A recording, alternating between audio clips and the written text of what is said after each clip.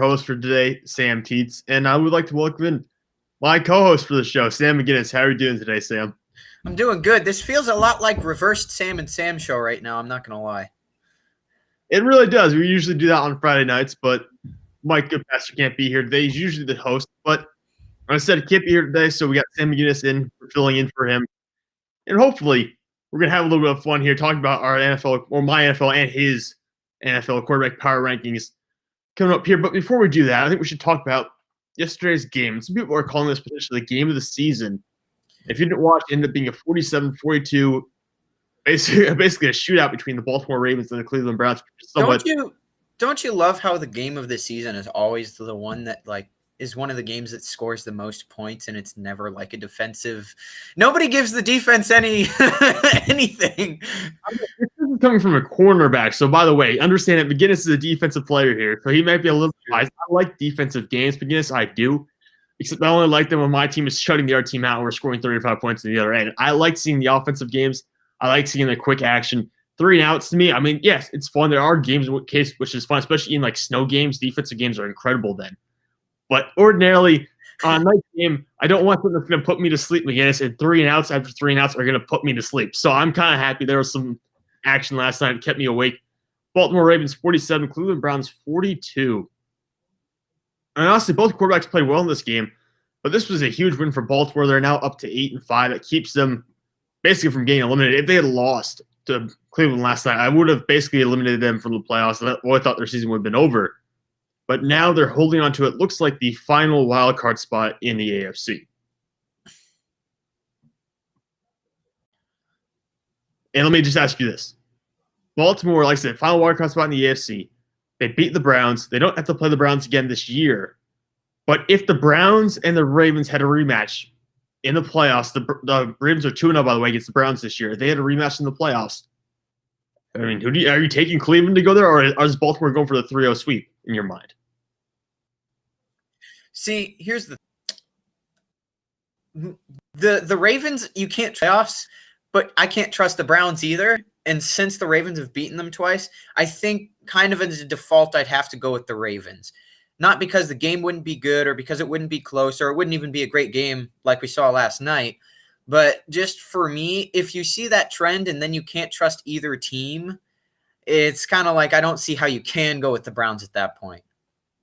No, I agree with you there. I don't think the Lamar Jackson, the system Baltimore runs right now offensively, will be able to make a deep playoff run just because you have teams that can scheme against them. I mean, we saw the Patriots have done that. We saw the Chiefs are capable of doing it. Their teams, I think Buffalo will be able to do it. I think Pittsburgh can do it. We'll be able to shut down that Lamar Jackson running game. Cleveland's not one of those teams. So to me, I think they would beat Cleveland in a rematch. I just don't think they would beat many other teams in the playoffs once they get there. But it'll be very interesting to see how that plays out. And you brought this up before the show. So McGinnis, my question for you right now is, should there be like porta-johns on the sidelines for players who might have gastrointestinal issues in games? Or should here's my thing. I always wonder, like, why is there not a porta potty here? Listen, you shouldn't have to walk all the way down there to go and go to the bathroom because it's not like NFL players don't have to pee during games.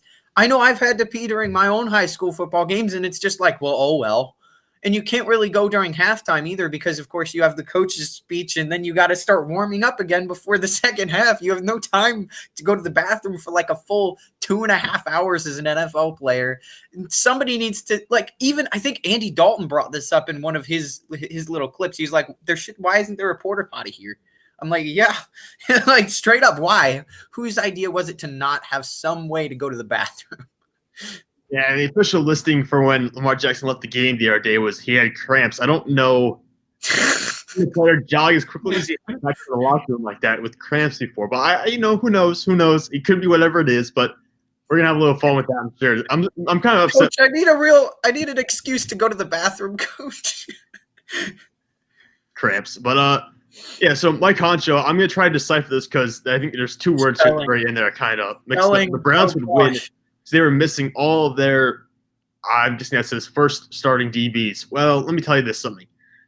It's not like the Ravens were throwing the ball quite a bit over the Cleveland Browns last night. It really wasn't the case here. And you're not going to get all your starting defensive backs back and healthy by the end of the season, if I'm correct, based on some of the things I've seen regarding the injuries they suffered this year. So it's not like you're going to have all those pieces back come times for the playoffs. And frankly, let's be honest, they're not that good anyways. And Baltimore wasn't throwing the ball that much. Baltimore had maybe 2 or 3 big plays through the air last night. They only had 11 completions on the game. This was the running game that killed Cleveland. So to me, yeah, you could get a few pieces back, but those defensive backs, let's be real here. You're still going to lose to Baltimore over and over again. And maybe you're a Browns fan, Mike, so I feel bad for you, but I'm a Steelers fan, so I don't care. Hey, at least the Browns are doing good. What are they now, 9-4? They're still 9-4. Mike says that Denzel Ward, who's their best cornerback, will be back, and Ronnie Harrison, who I do like Ronnie Harrison to safety. I do enjoy him. I do like watching him play, but I still don't think that would be enough to put you over the top. And Ward is a tier 1 corner. That's absolute bold. And you know what? Denzel Ward probably his best year, unless I'm overlooking this season. Denzel Ward's best year was his rookie season, and he's been below tier 1 since then for sure. It's not going to be a Pro Bowler this year based on what everything's looking like so far. Never been an All-Pro. Don't come at me with that tier 1 stuff. It's actually been pretty good year from not looking at the numbers, but he's not going to be a tier 1 guy this year. I would not classify him as that. Xavier Howard's a tier 1 defensive back, not Denzel Ward. See, but if you're go thinking, ahead. No, go ahead. If you're thinking D1 CBs, starting CBs like number 1 guys, Darius Slay kind of comes to mind for me. Not this year as much, but in previous years, I would say. In previous seasons, not this year. This year, he's kind of struggled in Philadelphia too. Him and Denzel Ward, dude. they were really good train wreck, though. Everything about that team is a train wreck, dude. Well, yeah, you should mention that McGinnis here as a Lions fan, so he lives basically for. There's a reason I even know who Darius Slay is. Yeah, he remembers Darius Slay being an All-Pro with the team, and then of course he got shipped off to Philadelphia, and we haven't heard from him since. Whose stupid idea was that? All right, we pissed him off because the coach was garbage, and now we have no cornerbacks of any sort. Yeah, exactly. Now your team is still garbage, like it always has been, and always will always be garbage. Yeah, but anyways, let's get into the quarterback power rankings. I think you have a list of your own to go over here, but we're kind of going to go back and forth looking at some of mine to begin with here. And it should be up on the screen right about now. There we go. That's a little bit small. Let's see if I can fix that. There you go. That's good enough. We'll do it this way. This is good enough. He's got the big screen. He's powerful now. Yep, I'll have the bigger screen on the side. He's in control. This is how it's meant to be. But anyways, I've got Aaron Rodgers as my number 1 now. I've had Patrick Mahomes as number 1 for me the past, I want to say, 6 or 7 weeks at this point. And I'm at a point where I've got Aaron Rodgers as number 1. This is, of course, after Patrick Mahomes threw 3 interceptions against Miami. Is that a fair play? Is it smart to have Aaron Rodgers ahead of Mahomes in the MVP race and on the quarterback power rankings? Absolutely. So here's my so with this, Aaron Rodgers and Patrick Mahomes were really close when I did my power rankings you've been referring to that I did last week. They were really close. And then so the difference was every game. And if Aaron Rodgers now has a bad game this next week and Patrick Mahomes has a great game, they could flip back. They're that close. But the fact of the matter is, with it being that close, having one great game versus one terrible game on the part of Patrick Mahomes, that really made the difference. Yeah, it really did. Like I said, it was extremely close last week. We both agreed on that. And then Aaron Rodgers comes out, has another 3-touchdown game while Mahomes throws 3 interceptions. I know Mahomes won. I know a lot of people want to take Mahomes, but if you look at what they've done this year, and considering that Aaron Rodgers, he does have a good supporting cast. Don't get me wrong. Aaron Rodgers has an underrated offensive line. He's got arguably the best receiver in the NFL, Devontae Adams. Still doesn't have still working cast of Mahomes, though. Yeah, he's still working with less than Patrick Mahomes right now. Let's just be clear about that. So I do think there's a situation where we have to take that into account here. And there is a comment here. Someone's asking if the Pittsburgh Steelers are in the playoffs. Yes. And yeah, they're way in the playoffs right now. They're actually in the lead of the NFC North with 11 wins. Cleveland's 2 games behind them. So Pittsburgh, looking at right now, they are the number 2 seed in the AFC, and 7 teams are getting in from each conference this year. So they're 2 of 7 in the AFC right now. Didn't they already clinch their playoff spot? They've already clinched the playoff spot, but they have not clinched the division yet. Right. So what would that be? 1 more win or 2, and they would have it clinched something. One more win, and they will clinch the division. I'm pretty sure because they got 2-game lead over Cleveland, and they play the Bengals this coming weekend. So I think that one will clinch. That'd do it. That'd do it. It's either that or they have to beat Cleveland in week 17. I'm not sure about that. We'll find out. We'll see how it plays out. But I'm pretty sure 2 wins would almost clinch for Pittsburgh. And all right, so we got number 1, number 2, Aaron Rodgers, Patrick Mahomes. Number 3, I have Russell Wilson. Number 4, I have Ryan Tannehill. Is there any questions, any concerns here? I think we were knocking Ryan Tannehill. What are you knocking Ryan Tannehill down last week? Wasn't that someone you were picking on? Yeah, so here's the thing. Great quarterback, but I didn't think it was good enough to be warranted for a number 3 last week. I think it's interesting just to see Russell Wilson all over the place. This is what he did last year. He was really great for the first set. They were like, oh, MVP. And then he just kind of fell to pieces in the second. And he's a weird thing. He's been very inconsistent.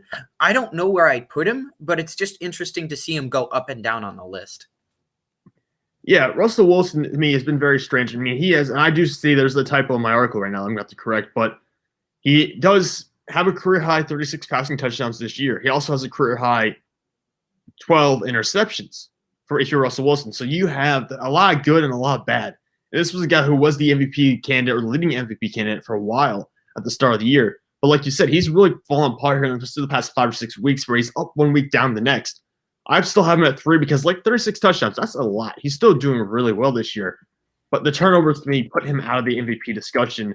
And at this point, it's just a two-man race between Mahomes and Rodgers. I think part of this is you have to realize for an individual quarterback how much throwing is just right for them. Some quarterbacks are best when they're throwing less. Some are best when they're throwing more, like Ben Roethlisberger, for instance. But I think you just got to know where your quarterback is and where just the right spot is for them. And if you can really hone in on that, it might be better for Russell Wilson or whatever quarterback you're working with. Well, I think they're doing that right now in Seattle because they've got Chris Carson back and healthy for the first time in a while. And they're starting to not put Russell Wilson necessarily on a pitch count, but they're starting to use both facets of the game, both throwing and running. And they weren't doing that before. They were really just a one-dimensional offense that was focusing solely on passing and the whole let Russ cook kind of idea, and it worked for a while. But then teams adjusted to that, and they adjusted to the deep ball of DK Metcalf, and they had to start running the ball again. So now they're doing that. I think Russell Wilson will rebound and finish the year strong. But certainly, I mean, there was a tough time in there for a little while. Yeah, and I guess this is something I'm curious about, is in the games where he hasn't done as well, what is his throwing attempts in each of those games? Is it more than the rest? Because that would be something I would be interested to find out. But yeah, I'll pull it up right now. I'm looking at the games in which he threw 2 interceptions. The games in which he threw multiple interceptions, he had 50 pass attempts in the game he threw 3 picks, 41 the game he threw 2, 37 the game he threw 2. And by the way, this past weekend when he threw 4 touchdowns, just 27 pass attempts. So when you throw, and by the way, yeah, when he had 5 touchdowns in week 2, he threw the ball 28 times. So you throw the ball close to 40-something times. That obviously makes it more likely you're going to throw interceptions. That's what we've seen happen with Russell Wilson. Is you have the interception numbers grow up because he's been throwing the ball close to 50 times a game. Once you bring that number back down to 27 to 30, he's suddenly throwing for 4 or 5 touchdowns and just winning 1 interception a game. That's really the sweet area you want for Russell Wilson and for any quarterback really. I think throwing the ball 50 times per game just is not sustainable. Yeah, very difficult. I think the only guy that kind of keeps that up at times is Ben Roethlisberger, but that's just it's because he's throwing the ball very short. Like the passes Big Ben has are like 5 to 7 yards downfield. Russell Wilson is throwing the ball 15 to 20 yards downfield, and that's the significant difference here. Is that Ben? It's the very quick fire attempts, and you don't put as much wear and tear on the arm. Yeah, interesting. All right, let's move on though. So we got I have number 4 Ryan Tannehill. And then I've got number 5, Josh Allen, number 6, Deshaun Watson. Yeah, so again, we talked about this a little bit last time. I just kind of feel bad for Deshaun Watson every time I see him on this list. Because it's like, oh, wow, yeah, Deshaun Watson's still here. He's just, his team isn't. I will say they wrecked my Lions, though. That was hard to watch. I only watched part of it. Yeah, I think Deshaun Watson, to me, if he had a full, complete team, he'd be a top 5 guy for sure. He maybe would jump Ryan Tannehill or Josh Allen. I don't know if he would jump Wilson, Mahomes, or Rodgers, but I think he would jump Allen and he Tannehill. Would jump Tannehill for sure. The reason I don't have him that high is obviously he doesn't have a supporting cast. He took a ton of hits the other day. There's only so much he can accomplish with the offense he has. Doesn't have a true number 1 receiver, doesn't have a running back. And you know what this is like. You're a Lions fan. You know what it has to have a franchise quarterback and no weapons. Here's the fun, but that's not true. Okay, we've had Calvin Johnson, Golden Tate. It's not like we haven't had receivers in the past. Here's the thing. A little bit. I wasn't exactly sure what you guys were talking about, though. You were talking about different divisions, correct? Something like Yeah, in the chat, they're arguing over which is the best division. My conscience is AFC North. Oh, that's And I'm sorry. yeah, I think AFC North this year, it's either the AFC North or the NFC West, because the NFC West is deeper because they have the 49ers who are 5-8. And of course, the AFC North has the Bengals who are 2-10-1, which is obviously a much worse team I would than say San it's in Francisco that this order. year. Yeah. The NFC West and then the AFC North. Because I thought you said NFC North. I was like, hold up. What? It's literally the Packers and it drops. Yeah. There's Yeah, no, I no think way. definitely not going to go with that division. The Packers are, like I said, the only dominant one in there. Meanwhile, the AFC North has 3 winning teams. Then, of course, the Bengals. And the NFC West has 3 winning teams. And the 49ers, who I think would be a winning team in an ordinary season if they were just healthy, which they aren't, obviously. But you were talking about how you've had weapons in Detroit. Yeah, hello, Calvin Johnson, Golden Tate. Those are legitimate weapons. I will say this. As for running game, non-existent, has been for a long time. But our offensive line actually doesn't completely suck now, which is nice. It's nice to see Matthew Stafford actually have time in the backfield to make a pass. Yeah, you added, I think, 2 rookie offensive linemen this year, and I believe both of them got some playing time this season. Well, and So we that's got really helped last year in the first round. So it's nice to see that they were like, oh, yeah, we have a problem, and then actually went and tried to solve it. That's not usually a Detroit thing to do. No, usually they just let it happen. But speaking of problems and trying to solve them, Tom Brady is still number 7. But I have a lot of questions, a lot of issues with the way Tampa Bay is playing right now. I have Tom Brady number 7, Philip Rivers number 8, Tua Tagovailoa, a rookie, coming in at number 9. What did I say about him? To this point, he has thrown 1 interception and 9 touchdowns. That's insane. The ratio of efficiency there, 9-1. Quarterbacks everywhere would kill to have a ratio like that, unless you're Patrick Mahomes before this week, in which you would have had something around a 15-1. Yeah, I mean, he's played really good. The exception of that one Denver game where he got pulled because he was he was terrible that game. But other than that, the other games he started in the other 5 games, he's played pretty well, and they're 4-2. So looking at this for Tua, I mean, he's too late to put him in the Rookie of the Year conversation, I believe, because he just doesn't have enough. Yeah, doesn't have enough games under his belt. Dude, the other thing though is please don't overreact to Jalen Hurts. He won a football game. Congratulations. He actually didn't play outstanding. And the thing is it's one game. So for me, I'm like, you can't all of a sudden be like, he's the next greatest thing ever. No, I don't think people are doing that necessarily, but I think people are comparing him to Wentz. He looked very good. And also you beat the best defense in the NFL. So I think to some extent that's why people are reacting so much to the Jalen Hurts situation, because it was a rookie, his debut, best defense in the NFL. And because of all the drama surrounding the Eagles and Carson Wentz this year, that's probably why he's getting as much time on the air as he is in most situations. And is it just me, or over the past few years, it seems like every time a rookie starts, they seem to usually do well, minus a few like Sam Darnold, who literally his first pass was a pick 6. Yeah. But it seems like I think Baker Mayfield when I think of this situation, and he's not outstanding right now. So although he did do well yesterday. Yeah, he did have a pretty good game. I mean, they lost the game, but he had a pretty good game the other day. I don't really think you could ask too much more of Baker Mayfield from yesterday. No, you're talking about Baker Mayfield, and Mike Honcho in the chat says Rivers over in front of Baker is nah. And I understand what you're saying there, Mike. I do get that. But at the same point, I think people are forgetting. You'll find this later in the list. You won't like this, by the way, where I have him on the list. But you'll find out that he did throw an interception that was almost a pick 6 the other day. It turned into a touchdown anyways for the Baltimore Ravens only a couple of plays later. And that interception ended up being the difference in the game because, as we all know, Baltimore had to go down and win on a game-winning field goal with time expiring. And the fact that Baker threw that interception earlier in the game, and I believe it was in the third quarter, ended up being what lost Cleveland the game. So it's not like Baker Mayfield's all the way back to what he was as a rookie. He's had his fair share of struggles. And a little bit for comparison here, Philip Rivers this season, 20 touchdowns, 9 interceptions. Baker Mayfield, 23 touchdowns, 8 interceptions, a 96.6 passer rating. Philip Rivers, 97.4 passer rating. So if you want to split hairs, they're very close together. I mean, Mayfield only completing 62% of his passes. Philip Rivers is closer to 68%. So they're neck and neck, I guess you could say, if you want to compare those two, Mike. But to me, I'm still leaning towards Philip Rivers because he's got far less to work with in Indianapolis. He's got a good offensive line, don't get me wrong. Cleveland's offensive line is arguably the best in the NFL this year. And you also have more receiving options and more running options. They don't have that in Indianapolis right now. But we'll move on. We do have more people to talk about here on the list. I've got Kyler Murray at number 10. People will not like that. Lamar Jackson at number 11. People will definitely not like that as well. Yeah, that's where Baker Mayfield at number 12. Hold up. Scroll down just a little bit and find me where Derek Carr is for a second. I believe it's like 15. 15. Okay.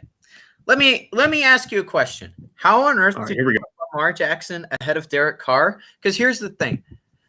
Lamar Jackson has a 95 passer rating, right? Derek Carr has 102. He has the same number of interceptions. He has more touchdowns. He has more yards. His completion percentage is better. He's beaten great teams. Explain to me why Derek Carr is so low, and explain to me how on earth Lamar Jackson jumped from being way down here up to 11 in 1 week. This is not the largest jump we've had on this list before. We've had people jump like 20 spots, and I generally try to keep people below 10 spots. Lamar moved up, 6 spots? That's not a huge jump in comparison to some things we've seen in the past. And Derek Carr moved down 7 spots. That's also not a big deal. 7 spots for 1 game? I don't know. I feel like that's a whole lot bigger. You got to look at the whole season. I think you're overreacting to 1 game here because Derek Carr is 100% both the better quarterback, period, and the better quarterback this season. I don't see how you can say anything else. All right, well, you might have a little bit of a point there. I think Derek Carr probably is the better throwing quarterback right now. But you want to look back at the past 4 games each of these quarterbacks has played in. In the past 4 games for Derek Carr, it's 8 touchdowns to 5 interceptions. And for Lamar Jackson, it's 6 to 3. So a little bit difference there. But if we talk about the running game, what he's done in the running game as well, you throw in 3 more touchdowns along with 324 more rushing yards for Lamar Jackson and 3 fumbles lost for Derek Carr. And suddenly you look at the turnover differential, and it's swinging in Lamar Jackson's favor because he's not turning the ball over nearly as much. Derek Carr has fumbling problems. Lamar Jackson doesn't have those issues despite being a running quarterback. And frankly, over the past couple of weeks, I know we'll get back to this in a second. Also, despite having like 0 ball control while he's running. You're right. I mean, he does swing the ball all over the place. Yeah. I'm like, that's the ball in one arm, like it's a basketball, almost running around with that. But I mean, it works. He hasn't really turned the ball over that much. He doesn't fumble as much as you would expect from someone like Lamar Jackson who runs the way he does or runs as much as he does. In the past few weeks, I can see why you would lean that way, but overall for the season, I think you definitely still have to go with Derek Carr. Just his production and overall play throughout the whole season has been, I think, better than what we can say of Lamar Jackson, though Lamar Jackson has done better in the past few weeks. Yeah, that's what I'm saying. Well, this is a list. This is not necessarily for the season. This is more focused on a week-to-week situation that builds up towards like a culminating list for the season. So Lamar Jackson, the reason he's up so far is because I'm saying this is primarily focusing on the most recent games. And if you throw together a 5-game stretch like Derek Carr has, where the Raiders are not doing that well, in the past 4 games, they are 1-3. He's not performing that well. That's why I have Lamar Jackson ahead. The Ravens are playing better. Lamar's playing better. That's why I have to put them above Derek Carr in the situation. And let's be honest, Carr, I had really high up at the start of the year because I like Carr. I think Derek Carr is an above-average quarterback. I think he gets a lot of unnecessary flack.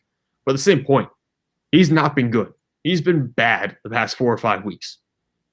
Which is weird because after you, again, torch Kansas City twice, torch the Saints, it's weird to see him then just drop down. Of course, I will say Indianapolis's defense is good. So not too – Indy's defense is all right. It's not as terrific as maybe some people think, but I think it is a good defense. And Derek Carr, like I said, just has not played well the past couple of weeks. I could see putting Baker Mayfield up as high as 9. Baker Mayfield all the way up to 9. Mike Honcho, if you're still in the chat, I think he's that good. I think you can move him up to 9 based on the past couple of weeks. But there are a lot of guys, honestly, after the top 6, everything gets really scrambled for me. Because there are only 6 guys who I think are really elite quarterbacks in the NFL right now. Everyone else, to me, between, I'll say 7 and maybe 17, you kind of throw in a ball and kind of pick names out randomly at any given week, and they can be mismatched together. Because I don't think there's much of a difference separating those quarterbacks in the middle. Yeah, it can get messy sometimes because usually when I write these lists anyway, or pardon me, when some people write these things, what happens is you have a few things that you're really confident about where you're like, I can for sure say this, and then the rest of it, it's like, these are really close. And it comes to the point at which you drive yourself insane and you just have to make a decision. Yeah, no, I totally agree with you. That's how it is for me. Like, I know the top 6 for well. But other than that, I know the top 6 are definitely who they belong, and definitely I know the top 6 are for sure deserving of those spots. I don't really know about anyone else because everyone kind of, like I said, has really good highs, very low lows week to week. And if we're looking at the next quarterbacks, number 13, Kirk Cousins, 14, Teddy Bridgewater, and we already talked about number 15, Derek Carr. Those guys, to me, all three of them, when they're playing good football, can be top 10 quarterbacks. But their issue is that they haven't played good football recently. Kirk Cousins seemed to be a little messed up this past weekend because of the pass rush that Tampa Bay put out there. And these three guys, like I said, they have fringe top 10 potential, but it doesn't come out every week to week.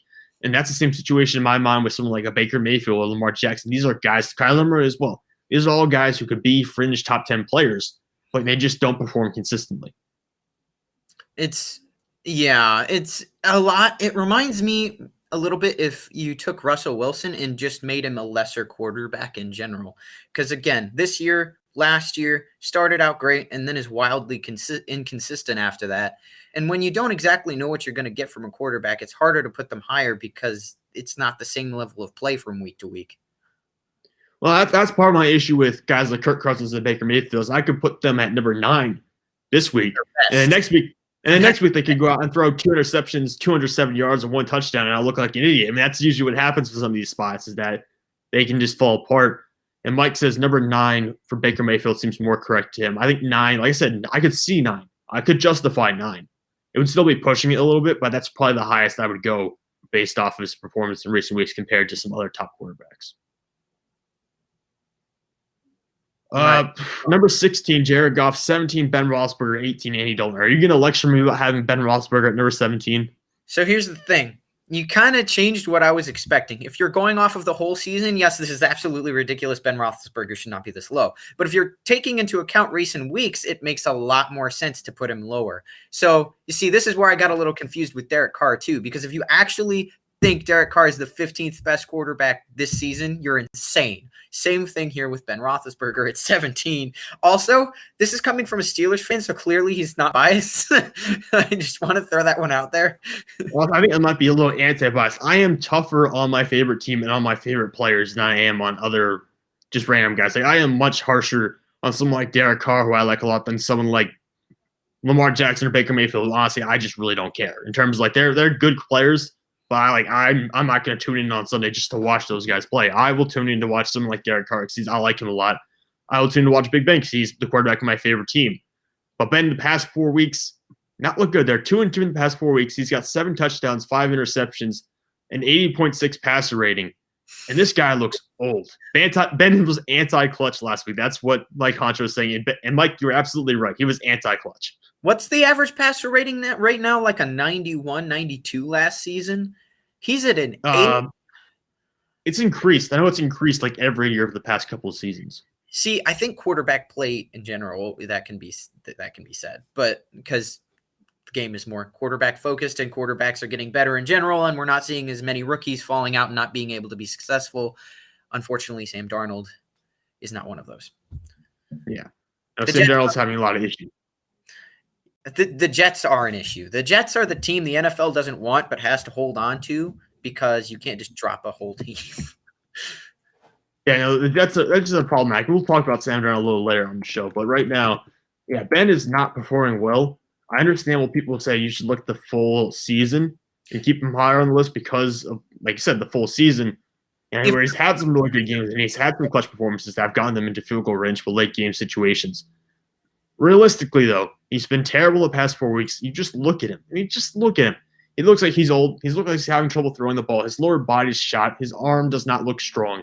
He's had so many problems the past couple of weeks. I have a hard time justifying putting him in the top 15 because right now he is not a top 15 quarterback in the NFL. If you can take into account the whole season, absolutely, he's probably top 12. But just based on the past 4 weeks, not a top 15 QB in the league.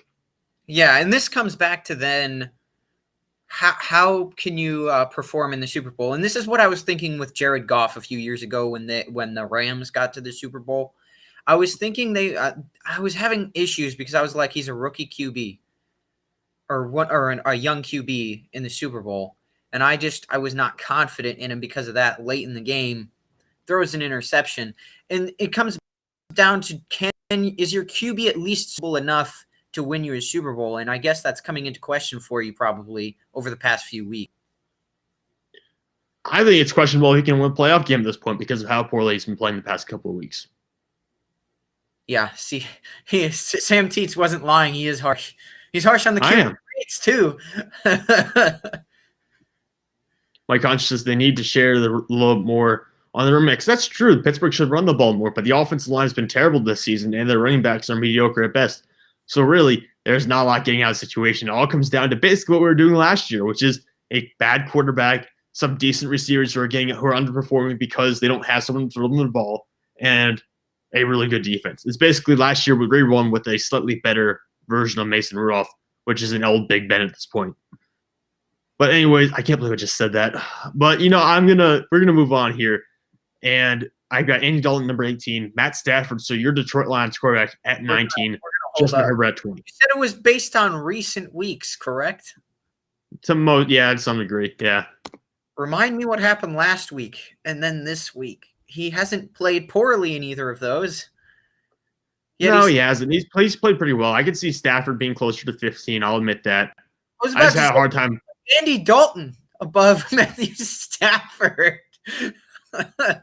Like, I'm going to be honest with you, I put these together after getting back from 2 hours at the doctor's office this morning. I was a little bit in a situation where I was just cramped for time. But, I do think Stafford should be higher looking back now. I would justify putting him closer to Jared Goff and Derek Carr in the 15 to 16 range. That's probably for Stafford right now. Like you said, he did have that epic comeback last week. He had a pretty clean game this past weekend. There was that loss to Houston where you could probably put a lot of blame on him. There was the loss to Carolina where he didn't perform that well, but I think he had a thumb issue back then. So I think 15 to 16 would probably be a more realistic place for Stafford right now. Well, and consider the coaching change. Like, he has immediately done better as a result of the coaching change. Oh, yeah, he absolutely is. But, yeah, it usually happens where teams are amped up to show that they're capable of winning games with an interim head coach. I mean, we've seen it. Atlanta did a little bit of that. I think Atlanta won 4 games for their interim head coach this year.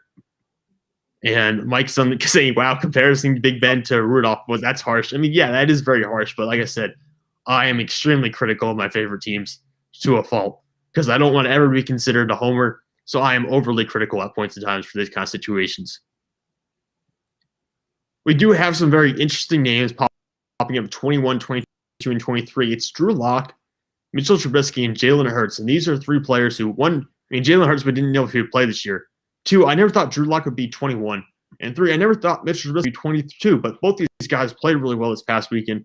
And Jalen Hurts won an epic football game.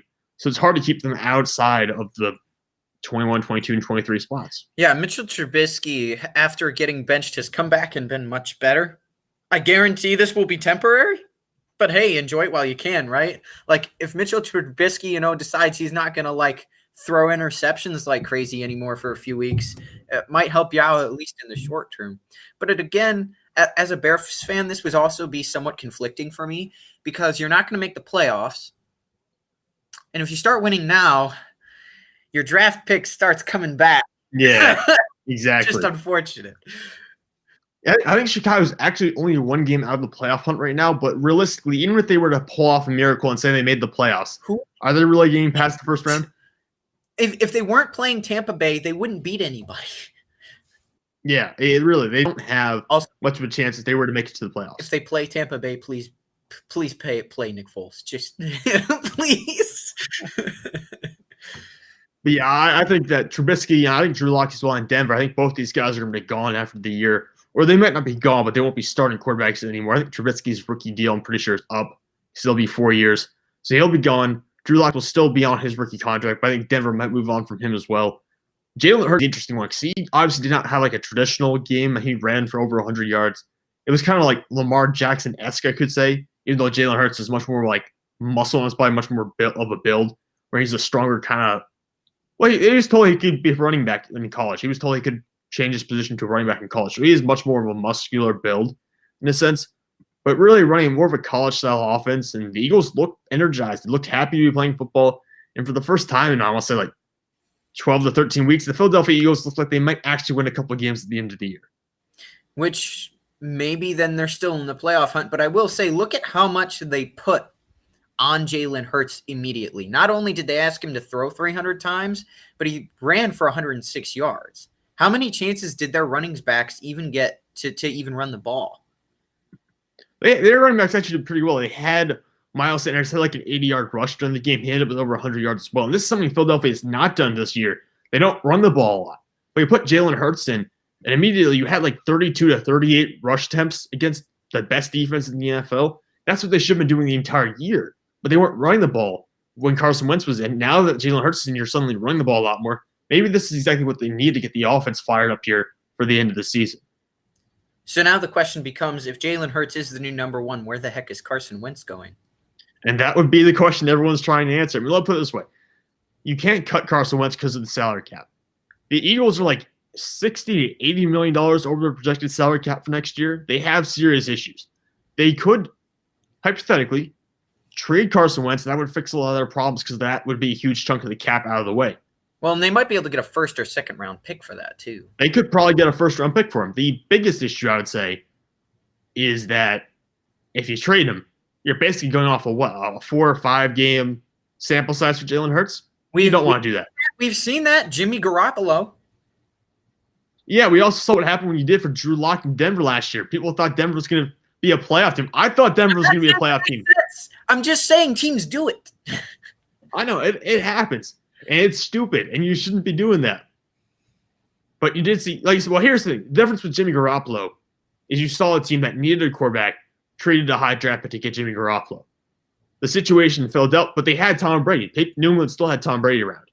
This situation, you'd be trading away Carson Wentz, and you would only have Jalen Hurts.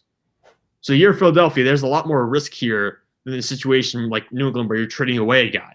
You basically doing what San Francisco did, which is buying into a quarterback who doesn't have much playing time. And frankly, I can't say that Jimmy Garoppolo's been much of a success in San Francisco. He's been hurt. He's been banged up. I don't think he's been that successful. He was serviceable enough to get his team to the Super Bowl. Outside of that, what can you say about him? Well, he got to the Super Bowl. That was great. And, though he didn't play it well in the Super Bowl, he was kind of held back. The coach doesn't trust him that much. There are a lot of question marks to have for Garoppolo. But we don't have him on this list. We have other veterans on this list, like Matt Ryan, who's at 24 because he threw 3 interceptions against a beat-up San Diego Chargers, Los Angeles Chargers defense. Alex Smith at 20 because he played terribly before suffering a calf injury or calf strain and leaving the game. Gardner Minshew at 26 because he played basically just a quarter of football, or maybe a half of football. And Nick Mullins because he turned the ball over twice and basically cost San Francisco the game against Washington. At this point, you have high-profile quarterbacks like Matt Ryan, Alex Smith this far down the list. But a lot of that has to do with their seasons are falling apart. Alex Smith is a guy who's got banged up, though, so I can't ask too much from him. To me, Matt Ryan in Atlanta, I think that team's going to be rebuilding here in a couple of years, if not next season. Matt Ryan had one shot, and unfortunately, him and his Falcons decided to probably one of the single greatest chokes in sports history. And since then, they've just kind of been broke. They haven't been the same team. So, the rebuild is coming, especially if how old is Matt Ryan right now? He's mid-30s? 35, I believe. 35. Okay, so he's still got plenty of years to go because quarterbacks are going longer now, I would say. Oh, no. Ben Roethlisberger is 38, and Ben looks like he's done. So I think you could say he's got probably 3 more years, Matt Ryan, at least. I wouldn't give him more than 3, though. Could you see 5? No. I don't want, even for Tom Brady, I wouldn't want a 40-year-old quarterback on my roster, even if it's Tom Brady or Drew Brees. I wouldn't feel comfortable with a 40-year-old. I don't know, man. Drew Brees, Tom Brady, they're not doing poorly. You have Tom Brady 7th on this list, no? I do. That's a good point there. But like I said, how many Tom Brady's are out in the world, McGinnis? There's not many. And Drew Brees has been banged up the past 2 years. Yeah, Drew Brees. Also, watch this. I started talking about this earlier in the year. I said Drew Brees later in the year, it's concerning. And then in the playoffs, he dies. That I guarantee that will happen again. If I'm wrong, I will be pleasantly surprised because I like Drew Brees. But unfortunately, I'm also being harsh with him like you are with Ben Roethlisberger, except I feel like mine's more back than freaking Mason Rudolph. But Yeah, that was probably a little bit too harsh. I admit that. Mike Concho's back in the chat. He says Jimmy G is a bust. I'm starting to think that Garoppolo is a solid starter. He's probably somewhere in between the 22 to 26 range, maybe in terms of quarterback play. But he's not the kind of guy you can consistently count on. He's proven to have injuries and be injury prone at this point. I wouldn't feel comfortable with him as my starter. I know some teams probably would because you've got teams like the Jacksonville Jaguars that have Gardner Minshew and Mike Lennon, and you probably could use Jimmy Garoppolo. But they're really like on a competitive team, you would rather have someone else other than Jimmy Garoppolo. I totally agree there. And Carson Hernandez is listing out a bunch of the great Steelers, a bunch of his favorite Steelers players, and I have to agree with a lot of those names, Carson. Those are a bunch of my favorites as well. Jimmy G is serviceable comes to mind. It is kind of like what we were talking about with Baker Mayfield back last week on the Sam and Sam show. Yeah, I think Mayfield's done better, though. Mayfield last year was serviceable. Mayfield looks a lot better this year. I think Garoppolo's the kind of guy who will never get past that barrier. Yeah, we'll see. He's having struggles this year. Again, though, he did make it to the Super Bowl. She kind of got to give him something there, but at the same time, that team was really good. So things to consider there as a whole. But I would put them in relatively the same area, Jimmy G and Baker Mayfield. I think I would have Baker Mayfield a little higher because I still have hope for development with Baker Mayfield, more consistency to come. For Garoppolo, I just don't feel it. I think Garoppolo, like Mike says, is a game manager. I think Garoppolo falls into that category. I think Mayfield can be a plus playmaker. We've seen the past couple of weeks.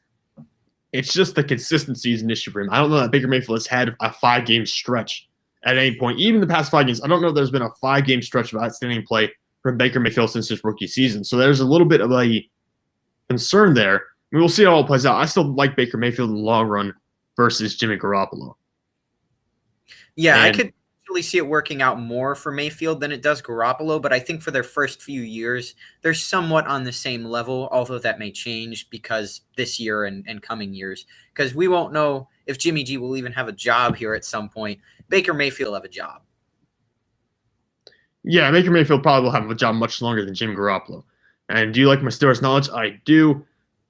Mike Concho's being a little bit harsh. He thinks it's a bad comparison you made with Jimmy Garoppolo and Baker Mayfield. And I will say this. Baker Mayfield makes a lot of dumb mistakes as well. Don't get me wrong. And you know this, Mike. Baker Mayfield in the first 3 years, he's made a bunch of dumb mistakes. It happens. But I agree. He has much more of a clutch gene. He's proven it in college as well. But go back to college. He has the ability to make much bigger plays that you won't get from a guy like Jimmy Garoppolo. But at the same point, temper your expectations for Baker Mayfield just a little bit. Because he's not performed that well, like I said, in a 5-game stretch or a 6-game stretch since his rookie season. So you need to be a little bit more conservative maybe for your view and be a little bit more like me and be very harsh to your team's favorite quarterback because that's why you have to do. And you know what? It never gets me in trouble, except for when Mike yells at me that he should be an MVP candidate. I know it looks really dumb now that he said that, but because Mike Goodpastor did say that Ben Roethlisberger should be an MVP candidate a couple of weeks ago. I would like that to be mentioned live on air. Hold up. How stupid that looks now, but he said what? Yeah, he did say that. I'm going to bring it up to next time I see him. But Taysom Hill. Throughout the whole year, I think of the quarterbacks, you can only name 4, maybe 5 that could be MVP candidates throughout the whole year, and only 2 of them are left. I think, yeah. I think 3 throughout the year. 2 are left. Russell Wilson, Rodgers, and Mahomes, and then Patrick Mahomes. Like who else? Did you ever? Yeah, those are the only 4 I could say making MVP cases for. I would never personally. I never put Josh Allen in that conversation. I think Mike did at one point. I never did, but I think it would be 3 then. Yeah, I would just have. It was just 3 for me. Like I said, just Wilson and Mahomes, and Rodgers. But we'll finish up the list real quickly here. Taysom Hill 28, Cam Newton 29, Brandon Allen 30, Darnold 31, Daniel Jones 32, Mike Glenn 33. Taysom Hill isn't a starting quarterback, by the way. Just in case. No, he's not. Anybody thinks he's the next quarterback for the Saints? He's not. Ooh, so you might have to tell it to Sean Payton because Sean Payton seems to believe that he's the next starting quarterback for the Saints. He's not. But this could be interesting. Think about it this way. What if? So we talked about what would happen. What happened if Matthew Stafford went to the Saints? What would happen if Carson Wentz went to the Saints? Behind a really good offensive line with 2 really good receivers and a nice running back. Maybe. Gee, I don't know. Maybe. and Better than what Taysom Hill can do. and a coach that's actually competent. Yeah, an offensive-minded coach. I mean, it would be really good if you could put any of those guys behind that New Orleans Saints on. And you can't succeed in New Orleans. You can't succeed anywhere. I'll just say that right now as a quarterback. I mean, you saw, look what it did to Teddy Bridgewater, revived his career.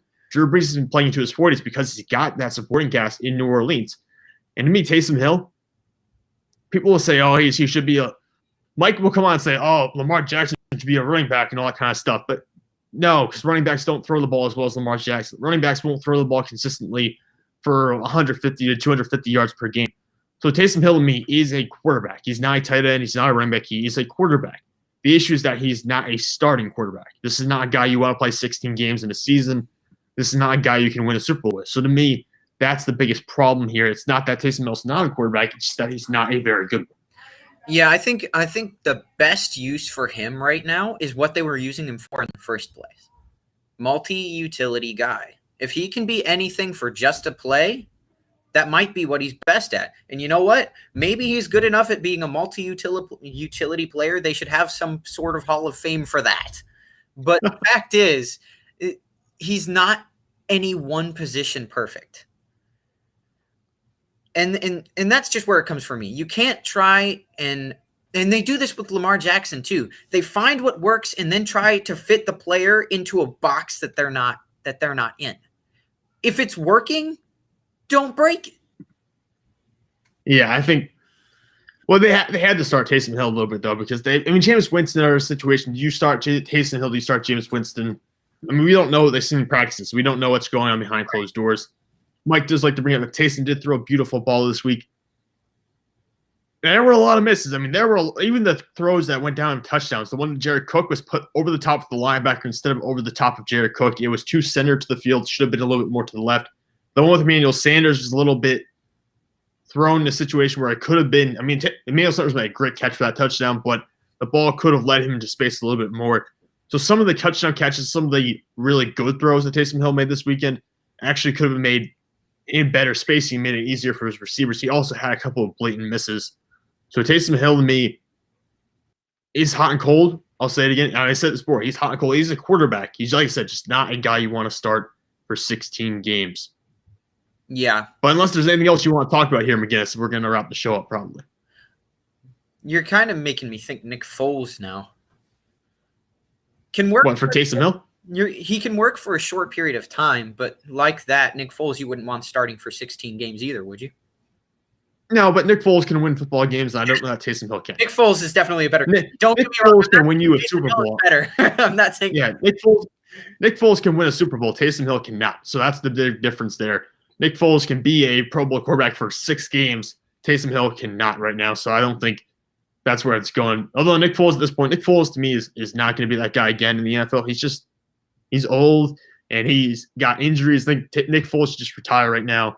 Taysom Hill, at best he'll end up being at best maybe he'll start in Jacksonville or some hellhole like that. But for now, I don't think he's going to be a starter on a competitive football team. Yeah, it's Taysom Hill needs to stay where he is. He's best as utility player. And he's getting paid a lot of money to do that too, by the way. The Saints gave him a pretty decent contract extension over the summer. Well, I do have someone to actually go. I do have to run some errands, so we're going to wrap up the show here today. Mike Goodpaster will be back tomorrow. I won't be here. I'm going to go graduate in South Carolina, so I have to go on a 12-hour journey down south. I'll be back next Monday. But we would like to remind you that The Grueling Truth is sponsored by Manscaped. You can use promo code TGC20 at manscaped.com. Get 20% off and free shipping on your first order just in time for the holidays. So remember to use that promo code. And we'd like to thank you all for listening today. McGinnis, you almost got through without laughing. Dude, thank you guys for listening. I want them to open up a present with that, though. Listen, there's some really weird people out there, McGinnis. You never know what you might get. But anyways, guys, thank you for listening. We'll see you.